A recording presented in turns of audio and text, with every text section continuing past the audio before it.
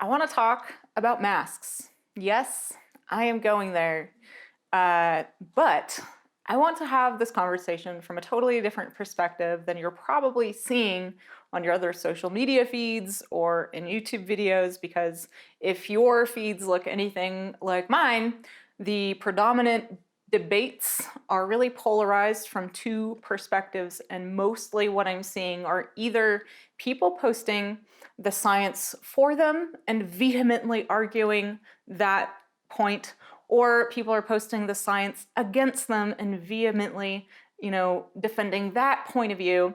And then there's, of course, the emotional arguments across each sides, and names are thrown around and such and such. I am sure that you've seen this, and honestly, I don't know where your stance is. As my audience, I know where some of you stand, but by and large, I don't know where you stand on this. The perspective that I want to take in having this conversation, and the reason I want to film this video, is I want to look at this from the lens of what constitutes mental and physical health, what constitutes psychological well-being, because we make decisions from some place in our psyche, right? And we're not really having a conversation about masks from that perspective. And we're also not really having a deeper conversation about the polarization and where the emotionality may be coming from. Because it's, when I look out and see these debates and arguments, there's just a lot of reactivity and emotion and not a lot of curiosity, generosity, and equanimity or calm, right? There's just a lot of emotional reactivity on both sides for the most part. And then the other factor that I want to bring into this that feels so important that I don't see anyone else talking about is the trauma perspective. And for anyone with a history of trauma or anyone on a healing journey, trying to find their sense of self, trying to find self-ownership, trying to heal maybe, a lost sense of self through being violated, sexually assaulted, having their boundaries violated, any number of things, right? What are we supposed to come to this decision? What lens are we supposed to come to this decision through?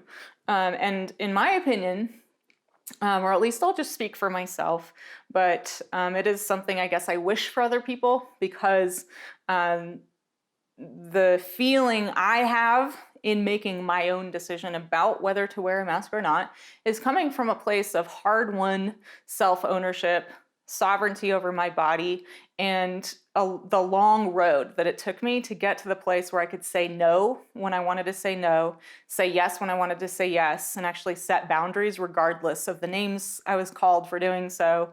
And so that's kind of the context through which I want to have this conversation, not really diving into the science of it so much. And the other thing that this video could kind of be is a Dear Breanne Brown kind of open letter. I'm not going to make this video addressed to Breanne Brown, but Breanne, if you ever happen to watch this, if this happens to come across, if someone shares this with you for some reason, I would love to invite you to have a debate or a conversation or just an open, curious, generous discussion. My door would always be open. You are a hero of mine, and I'm actually going to be using some of your teachings right now in order to have this conversation about masks. And it seems almost silly to film a video with so much weight to it about something as seemingly simple and silly almost as whether to wear a mask or not. But of course, I think all of you watching are seeing it become this divisive issue or topic, at least here in America. The mask mandates are happening in a lot of places, including here in Colorado. Just recently, our governor issued a statewide mask mandate. It's not law, just FYI. These mandates are not law. It's just meant to garner compliance. But it's a heated issue, right? It's a heated issue. And so I feel like it's a great opportunity for us to actually dig in and understand our personal psychology, understand our cultural psychology, understand groupthink to an extent and understand why people are so reactive, so that we have at least the lay of the land when trying to make a decision for ourselves. So the reason this might be kind of a Dear Breanne Brown video in a way is because I'm about to read you something that I have used as a guiding light in my life. Like, Breanne Brown has been a hero of mine for many years, and I've read almost all of her books, watched all of her TED Talks, listened to her podcast, love listening to other people interview her. And she's all about vulnerability, courage, setting boundaries, trust in relationships, right? Leadership and what that looks like. And right now, she has put a few things out on her social media, on Instagram, not very many posts, but they're there, that, in my opinion, contradict the teachings that she offers. And so I'm gonna shine a light on that, and I'm not shaming her. I'm so curious. I wish we could have more open discussions. So I'm always open for that, for debating it, and I hope this video serves as a good discussion point for this topic, to dig into deeper issues like our psychology. So when defining boundaries, Breanne Brown says it is simply our lists of what's okay and what's not okay. And then she defines it further. And she says, it's so straightforward and it makes sense for all ages in all situations. When we combine the courage to make clear what works for us and what doesn't, with the compassion to assume people are doing their best, our lives change. Yes, there will be people who violate our boundaries, and this will require that we continue to hold those people accountable. But when we're living in our integrity, we're strengthened by the self-respect that comes from honoring our boundaries, rather than being flattened by disappointment and resentment. On the other hand, when we fail to set boundaries and hold people accountable, we feel used and mistreated. This is why we sometimes attack who they are, which is far more hurtful than addressing a behavior or a choice. And then another quote of hers that I think has to do with this, that feels important to bring into the conversation, is, compassionate people ask for what they need. They say no when they need to, and when they say yes, they mean it. They're compassionate because their boundaries keep them out of resentment. So this I find super interesting. It makes total sense to me. If I, am unclear what's okay with me and what's not okay with me, and I want you to either do something or not do something if we're in a relationship, or I want myself to say something, say no, right, but I don't, then I secretly resent you, or maybe not so secretly, right? Maybe I make it really clear to you that I do without actually using those words. I turn into a mean person. I call you names. And so boundaries are really important to mental health. And there are a couple other things that I want to read you as well.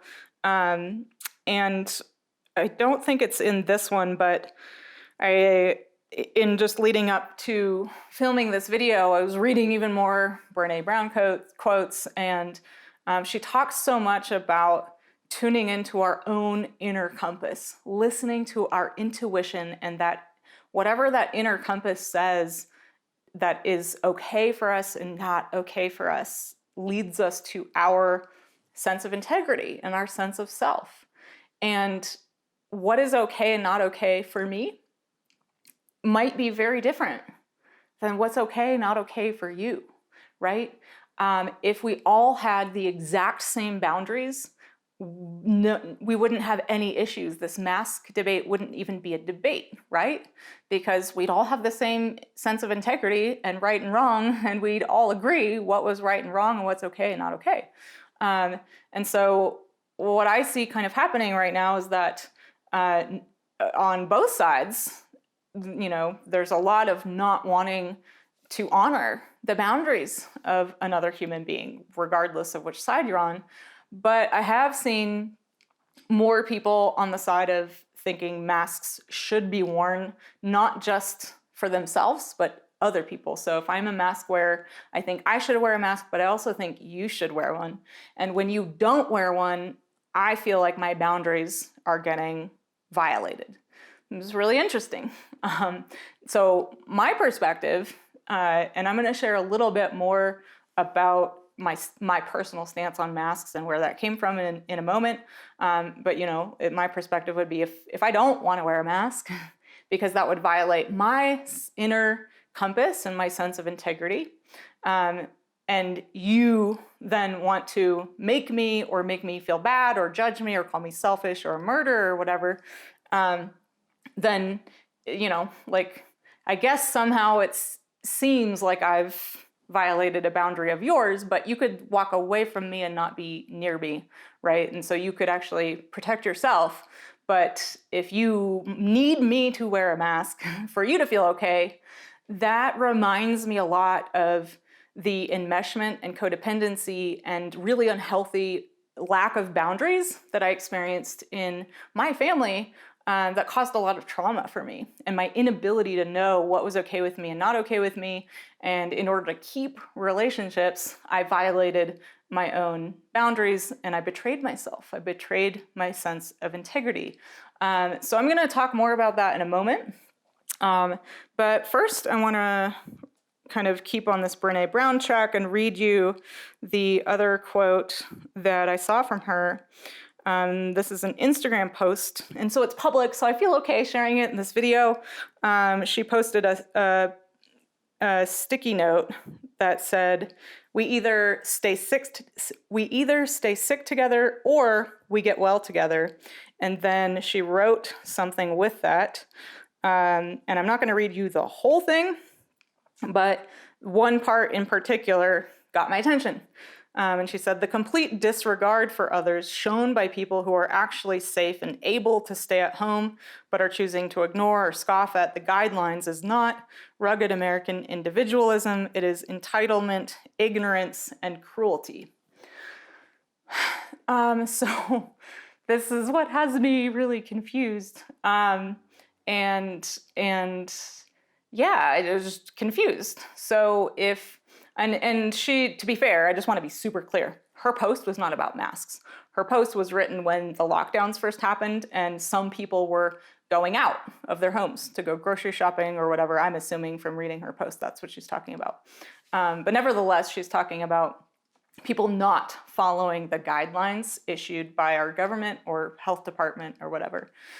So those guidelines have, increased to talk about masks and include mask mandates and the like. So I'm assuming, perhaps based on a few other posts of hers, that she's, wanting to comply with all of the mandates, and she thinks it's a good thing to follow what they say. And I respect that. I respect anyone's choice to believe an authority figure, to follow their advice, and to make that choice for themselves. I want to respect your choice for bodily autonomy and what to do with your body or not. Now, I want to read you something else, and then I'm going to kind of keep circling back here. But these are a few quotes by another, or I shouldn't say another, a psychologist that I love. And if you're not following her already, you really should if this is interesting to you. Her name is Nicolelepera, and she goes by the holistic psychologist. And she's very popular. I think she has almost 3 million followers on Instagram by now. And she teaches people how to self-heal trauma. And she also talks a lot about self-ownership, reclaiming your sense of self and your autonomy, boundaries, and trusting yourself. And so all of this really resonates for me with what a healthy human being is, because in my opinion, a psychologically healthy human being has self-ownership. They know who they are. They have self-awareness of their sense of, right and wrong, at least for them, right? What is right for me to do in life or not do. They can say no when they need to say no, and yes when they want to say yes, and then they mean their yes and they mean their no. They're okay being misunderstood. Other people's opinions about them don't rattle them so much because they have a strong sense of self. And this is all really important to me because it took me a really long time to cultivate this for myself. This was definitely a part of my healing journey. And I'm going to talk a bit more about that when I tell you my precise stance on masks and the decision I've made for myself and why I've made it. But first, I want to read you a couple of her quotes that I feel are also important to add to this conversation. So she says that self-betrayal looks like sacrificing your needs in order to keep a relationship, achieving something to be validated by someone without truly wanting it for yourself, saying yes to things that later cause resentment. In other words, saying yes when you want to say no. This one I just wanted to throw in because I like it. It's painful to carve your own path, but it's a slow death to stay committed to someone else's. And then finally, and this is the one that feels so important to this conversation, and it's a real boom quote, in my opinion. If you want to understand someone's emotional maturity, say no and observe the response. So this really brings us to, back, to this conversation about masks, because it is a question of, am I going to say yes to wearing a mask, or am I going to say no? And then am I going to honor and respect your yes or your no, right? Because to me, this is emotional maturity, it's emotional health, it's psychological health. And if we're looking at it from this perspective, from this vantage point of psychological and social health, relationship health, like, I want to be able to trust in our relationship if we're in relationship, right? I want to be able to trust that my needs will be honored. And I want you to feel like your needs will be honored. And probably that's the only way we're going to stay in a relationship. And if we don't do that for each other, it's going to either, if we're already in a relationship, it's going to rupture it or cause a lot of turmoil, right? And maybe resentment and anger on both sides, which we're seeing a lot, on this topic of masks. But here's the thing that I feel really stuck on and concerned by with this whole mask situation in America, that is the part of the conversation we're not having, that I think we need to have. Trauma is kind of a not so silent epidemic anymore. It's becoming more and more talked about and more studied. But if we look at just the statistics of sexual assault in childhood, 1 in 4 girls is estimated to be sexually molested or abused as a girl. I was one of those. I think it's like 1 in 6 boys. And if that's the only statistic, right, that's a lot of us, but it's not the only statistic. And here's the thing, and Nicolelepera does a great job of describing this in her feed, that trauma doesn't have to be a big T event like sexual assault or rape or physical abuse or violence. It can come in many other forms, such as codependency. And family is everything. And if you don't behave the way the family does, then, you need to be punished, or you could get kicked out of the tribe, or we're going to, try to shame you into behaving the way that this unit does, this, codependent unit does, where there's not a lot of individuation and we all act the same and we all act out the same values. So codependency is something that I've looked at because it was showing up in my history. And I think it's a huge issue, and it's kind of fascinating to watch this whole mask thing unfold and just kind of from a vantage point look at it and go, wow, like, we're not actually having the conversation we probably need to have, which is a lot of us are triggered right now. Like, there are a lot of triggered people. And what does being triggered mean? It means there's an unhealed wound getting activated. And I think this is an amazing opportunity to have this conversation, but it's just not really happening. So in order to kind of explain to you why I think this is so important, and maybe give you some food for thought for either, deepening this conversation with yourself about the choice to wear a mask or not wear a mask, or how to approach other people who are maybe making a decision that's opposite yours, if you actually want to have a conversation about it. I have chosen this entire time not to wear a mask. I have not worn a mask I have worn, when I recently had my niece here and it was her birthday and she wanted sushi for her 16th birthday.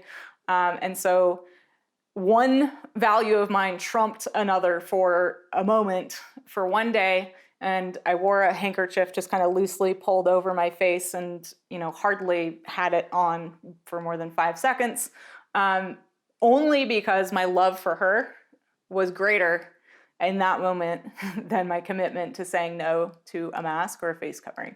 But when it comes to just being, myself, living my life, I haven't worn one. That's the only time that I've worn a face covering, and I won't wear one again.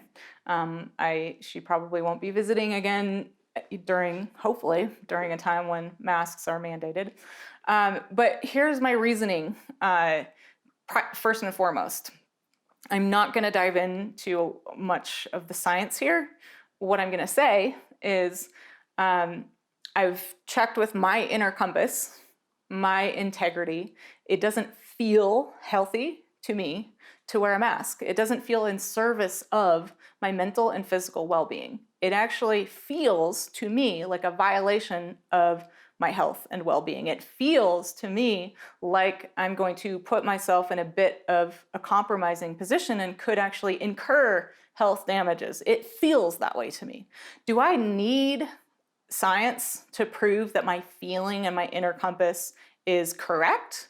I don't think so. That's something I talk so much about here on Mobility Mastery, right? Is you can have a joint that an orthopedic surgeon tells you must be replaced, like you need knee replacement surgery or you're going to be in pain for the rest of your life. That's what the science says. That's what the MRI says. And you could work with me and change your mindset and your nervous system and optimize your fascia and not have knee pain.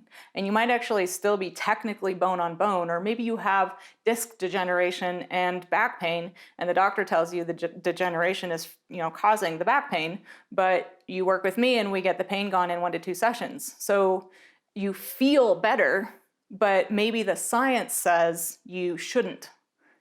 Should you start to feel like crap again because the science tells you to? That's not how I live my life. I choose to live my life by an inner compass, by listening to my inner integrity and taking this a step further. And this is the primary point of this video. It took me a really long time to own my no. It took me a very long time. And in the spirit of full transparency in having this conversation about trauma, I want to be totally blunt with you. I was so bad at saying no due to being sexually and psychologically violated as a teenager that I had sex with numerous, probably a dozen men of various ages and various circumstances throughout my late teens and 20s that I didn't want to have sex with, but I could not say no. Couldn't. And guess what happened after I left those situations after not being able to say no? I felt intense shame, humiliation. I hated myself. I knew that I had betrayed myself, and I felt defective for not being able to say no. So there are some very, very severe consequences to not honoring your no and not being able to honor what you feel is okay and not okay to do with your own body. And to me, I feel very protective, I guess, of the right to make this choice without the pressure of shaming and being told you're cruel, right? If you're not going along with the mandates, or told that you're selfish. This is the primary argument, right? That if you're not wearing a mask, you're selfish, you're a murderer. And I really believe this conversation about psychological health, enmeshment, codependency, shaming other people to get them to comply with what you think they should be doing is all part of why we're so traumatized. It is because in my experience, trauma isn't what happens to us. It's not the event. It's not It's not the assault itself, though that is traumatizing. It's what happens after when you try to either share that with somebody, or in my case, right, I can't say no, and then I feel defective and I don't have the support to understand why I can't say no, right? At the time, I mean, now I do. Trauma, I think, is what lives in us after, because we haven't been able to process it fully, or we don't have the support we need to come back to self-autonomy and feeling, back in integrity with ourselves and what's okay and what's not okay with us. And so if this isn't part of the conversation around having masks, having to wear masks, I just worry that, in a way, like I said, this is a great opportunity. So if we're willing to embrace this opportunity to actually dig into our personal psychology around this mask issue, like if I can own that I'm reactive to your choice, then maybe I can look within and ask myself, what is unhealed here in me that requires me to yell at you and call you selfish and, name, call, and shame you, to get you to comply with what I feel is okay and not okay, right? Like, why am I doing that? What is it in me? Or on the other hand, like, I'm not wearing a mask, right? I'm not wearing a mask, and a lot of people have called me selfish and ignorant and a murderer and all kinds of fun names. But it doesn't really get to me. Why? Because I've healed my trauma. Like, I'm, for the most part, okay feeling misunderstood at this point in my life. Mostly I'm okay, being called names, being called a murderer. Hey, because guess what? I know that says more about you than it does about me. But there are a lot of people who maybe aren't aware that that's what's happening. And I just can't help wondering, like, how many people are wearing masks when they don't want to, and then at some level, whether consciously or subconsciously, feeling the effects of betraying their own, values and violating their own boundaries and saying yes when they really want to say no.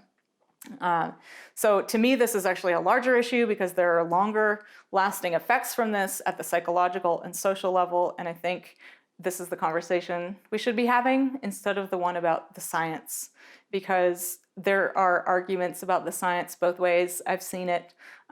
There's probably more science on the side of masks not working, but there's some science apparently, that has been procured, some that suggests maybe it's useful. But it's like, who cares, right? If there's science on both sides that can prove it on both sides, I would prefer to have a conversation about health at the mental and physical level. And what I want to close this out with, I guess, is just to plant a seed and give a few examples of the argument that it's not about you. Masks are to protect other people, right? Because you could be an asymptomatic carrier. So that's the argument thrown at me when I say I don't wear a mask. And so to me, I'm like, okay, I understand that that's your argument. But I would like to have a bigger conversation then, if that's where we're going with it. If I'm supposed to protect other people, not just myself, right? If I'm supposed to be responsible for other people and in doing so violate my own boundaries, I would like to propose that we have a larger conversation about all of the really, really known issues of us putting other people at risk.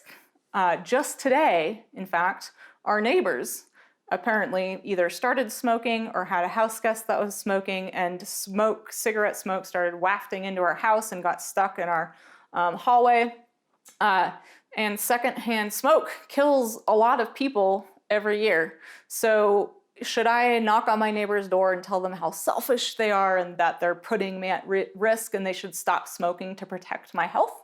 I mean, that actually would be the respectful thing for them to do, right? But how often am I supposed to hold other people accountable? Because I'm tracking a lot of issues. like the fact that we drive cars that kill a lot of people every year, and yet most of us decide to get in the car anyway, knowing we could die or we could kill someone else the moment we get in the car and go out the door, right, and go out the drive. Or air pollution kills, anywhere from, I think, 4 to 8 million people per year. Just air pollution alone, the effects from it. And we're not having that conversation, right? Like, the VOCs from your car are polluting your neighbor. The pesticides that are sprayed in my complex here could be poisoning me. The chemical laundry detergent that has actually been proven to contain cancer-causing chemicals are used by my neighbors and come into my windows in the summer when we have the windows open because we have no AC. So at what point does this idea of you need to alter your behavior and do things to and with your body to protect everyone else? Like, hey, I'm all for having that conversation, but let's actually have the full conversation, not just about this one thing, out of a lot of reactivity. And then the final closing thought that I want to share with you is there's a really big difference between surviving and thriving. And that's something I talk a lot about here on the channel. And when I look out at this coronavirus situation right now and this whole mask, debate, mostly what I see is arguments for survival. Like, if you would just wear a damn mask, more people would have the chance to survive this, And survival is short-term thinking. Survival is triggered by the fight, flight, freeze response, the autonomic nervous system, right? The stress response. You go into some reactivity and action to try to ensure your survival or the survival of your family unit or a culture, I guess you could say. But that actually can put us into behaviors that create patterns in us that keep us stuck in the long run. And whenever we have a choice to choose between survival thinking and a survival reactivity to life and what life is throwing at us, and responding instead from a place of equanimity and objectivity and rationality, and really looking at all of the choices we have, and then choosing the appropriate choice from a place of non-reactivity, non-stress, we're going to have better health. And that's also the conversation that I don't see us having. Like, should I ask you to eat more vegetables and more salad and less French fries and pizza to protect my health? Because if you got sick and we hang out, then it's your fault. Like, where does this conversation end? So that's what I've got for you on mask wearing. I would love to hear your thoughts. I have no doubt this is going to be a polarizing video, and I have no idea, actually. I have no idea what to expect about where you stand on this and whether or not you share my perspective. But that's okay. You don't have to share my perspective. I'm perfectly okay with you having a different one. I welcome any comments either way on this topic. And in the spirit of wanting to further the entire conversation, or at least the introspection that this video is intended to inspire in you, just notice your reactivity to other people. Notice your inner compass. Notice what your gut instinct is. And maybe give yourself permission to listen to your own gut instincts versus, quote, the science. Because at one point, science told us to spray DDT on babies and that smoking cigarettes was good for pregnant mothers and so many other things. So science doesn't always get it right, but your gut instinct, when you really learn to trust your body, is almost never wrong. So thank you so much for watching. Breanne, if you ever happen to watch this video and you want to have a debate or just an open, honest, compassionate conversation about this and about the social implications, I would welcome that. You are a hero of mine, and we don't need to agree on everything to stay friends, even though you don't know who I am. Okay, thank you guys, and I'll see you next time.